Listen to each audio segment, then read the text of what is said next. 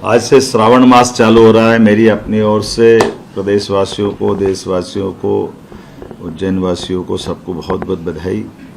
निश्चित रूप से ये हमारे लिए बहुत पवित्र माह है, जिस महीने हम अपने बाबा भोलेनाथ की आराधना का पर्व मनाते हुए उनको पूरा महीना समर्पित करते हैं।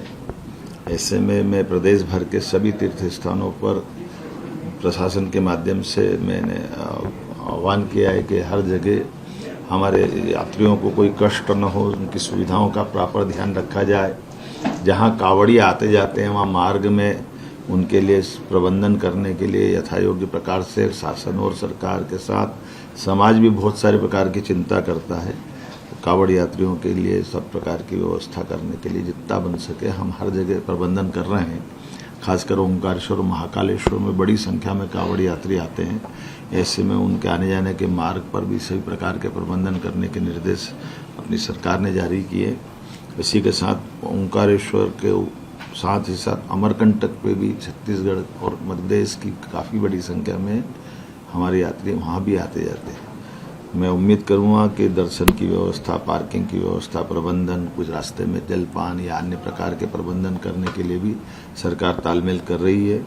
इसमें उज्जैन की तरफ महाकाल मंदिर समिति को भी मैंने कहा कि पर्याप्त रूप से जिनको फलाहार लगता है या इस प्रकार के प्रबंध लगते हैं हमारी व्यवस्था रहना चाहिए।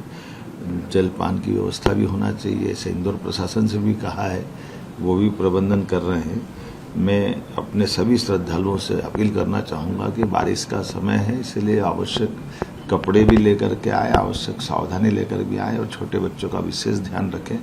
हम प्रबंधन तो सारा कर रहे हैं, लेकिन बड़ी संख्या में आने के कारण से कुछ चीज़ों में हम और आवश्यक सावधानी की अपेक्षा भी हमारे सभी धर्मालु श्रद्धालु से कर रहे हैं। और जैसा आप जानते हैं कि श्रावण भादव के महीने, ये 2 महीने अद्भुत होते हैं। ऐसे में हमारी सभी प्रकार की सवारियां निकलने लग जाती है। ऐसे में बाबा महाकाल की सवारी भी 3 अगस्त लगा करके ये सितंबर तक जाने वाली है। और ऐसे अलग अलग स्थान पे अलग अलग प्रकार की देवस्थान की सवारियों के लिए भी हमने जो जैसे ओंकारेश्वर, महाकालेश्वर, पशुपतिनाथ ऐसे देवस्थानों पर जहां शासन की व्यवस्थाओं के बलबूते पर हमारे पुलिस बैंड और बाकी प्रबंधन की हमने व्यवस्था की है। मैं उम्मीद करूंगा कि उत्साह के साथ इन सारी चीज़ों में हम समन्वय भी प्रशासन के साथ सब लोग करें। खास करके माता बहनों के लिए भी और पूरे परिवार के लिए गणेश चतुर्थी, अनंत चौदस, हरतालिका तीज, जन्माष्टमी सारे पर्व इसी 2 माह के बीच पड़ते हैं।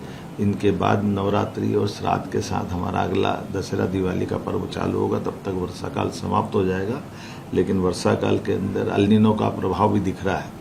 ऐसे में अल नीनो के कारण से जल बचाने की आवश्यकता भी और कम पानी की फसलों की तरफ भी ध्यान देने की जरूरत है। उम्मीद करेंगे आप सब समझदार हैं, इन सब का ध्यान रखेंगे। मेरी अपनी ओर से पुनः आप सबको बहुत बधाई।